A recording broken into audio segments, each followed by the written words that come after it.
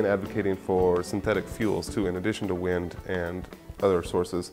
I wonder, for a lot of people, I don't know that they know what synthetic fuels are, what you mean by that term. Could you sort of explain what that is and why they don't have a larger part of the market? Well, synthetic fuels can be anything from ethanol, which is sort of a generation one that comes from crops like corn or barley.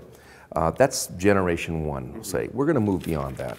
I'm most excited about crops that produce an oil for biodiesel. Crops like canola and camelina in Montana, crops like jatropha in the tropics. And all told, they could be 5 or 10% of our fuel supply, these sorts of crops. But ethanol is interesting because most of the ethanol plants were actually built in the Midwest, and the fuel was corn, and most of the future ethanol plants are likely to be in the West, and the source of energy will be the trees. In Montana, we have about 3 million acres of dead and dying trees from a pine beetle kill. Okay. And these are great sources of energy to make ethanol or some kind of biomass that would produce electricity. So you have trees that are dying, and they become a fuel source, either for a liquid fuel or for an electricity supply. You've also talked quite a bit about something called clean coal, which as a concept might be sort of difficult for people to wrap their heads around. What do you mean by clean coal exactly? Well, it means something different to everybody. You know, back in the 70s, we passed the Clean Air Act and we created the EPA. And the first cleanup of coal was to remove the sulfur and the nitrogen, mercury from those smokestacks. Right. But more recently, we're concerned about CO2. There's approximately 2 tons of CO2 produced for every ton of coal that we burn. Now, you're wondering how you get 2 tons out of 1 ton. Well, study your high school chemistry, you'll get it figured out. But the bottom line is that many of us believe that CO2 contributes to the greenhouse gases that are contributing to climate change.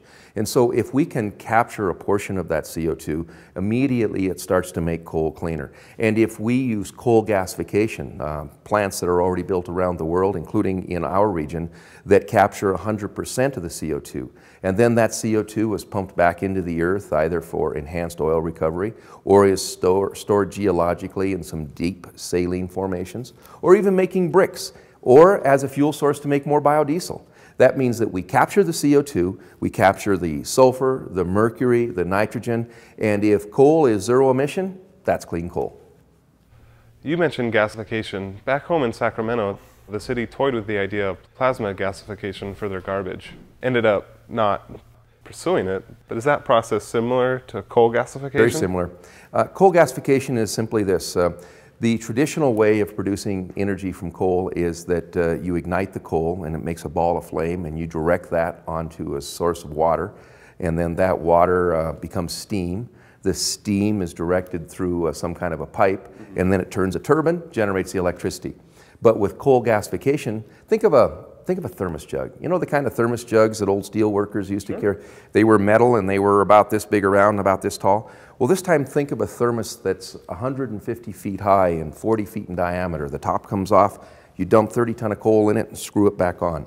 And then you heat it. And with high temperature and high pressure, the methane gas or the natural gas actually comes off of the coal as well as the CO2. You separate the CO2, pump it back into the earth where it came from, and then that natural gas becomes a synthetic gas that you could run cars or heat your home or make electricity with. That is coal gasification 101. And so that's all without combustion then, right? Which makes it clean? Well, it is combustion, but it's in a controlled environment. Okay. And so there's no emissions. There's no smokestack with this process.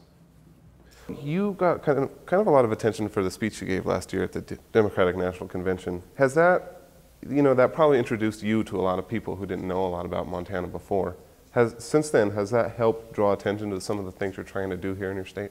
Well, I hope so. We are a leader in alternative energy in Montana, and anytime I get an opportunity to attract more investment to Montana, more people interested in Montana's opportunity to lead the world in alternative energy, I'll take that opportunity. And speaking of investment, let's talk a little bit about that, your math and science initiative. Is your vision for Montana as a kind of a high-tech hub for alternative energy driving that, why you want to get students interested in those sorts of technologies? I don't know how many other states where the governor and the first lady are both scientists, but I suspect we might be the only one. And so both myself and my wife Nancy are scientists, and we want to attract more young people to study science and math. She and I have been talking about it, and what was the channel that sent us into science? And I don't think it was when we were college freshmen or even sophomores in high school. No. It was 4th or 5th grade.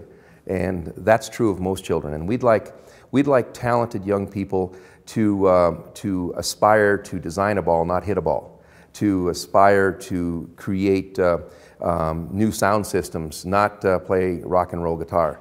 And so if we can get more of these talented young people to aspire to be engineers and not journalists, then we think that we can change the world one scientist at a time. How do you change that mindset? Because it's so easy for the kids to be distracted by sports or other pursuits. When, you know, you're right, when I was a kid, I was really interested in science and math, and then it just sort of went away for a while. And there wasn't a system in place to keep kind of pounding that into me that this is a field you should pursue. Well, we're going to pound it in. We're continually talking about how cool science is, and we have in Montana, we have science trading cards. And so elementary kids can trade these cards of cool science facts about Montana. And when you have a governor and a first lady who continue to talk about how cool science is and continue to give accolades to those teachers who are the best science and math teachers who bring science and math to life, those are the people that we like to reward.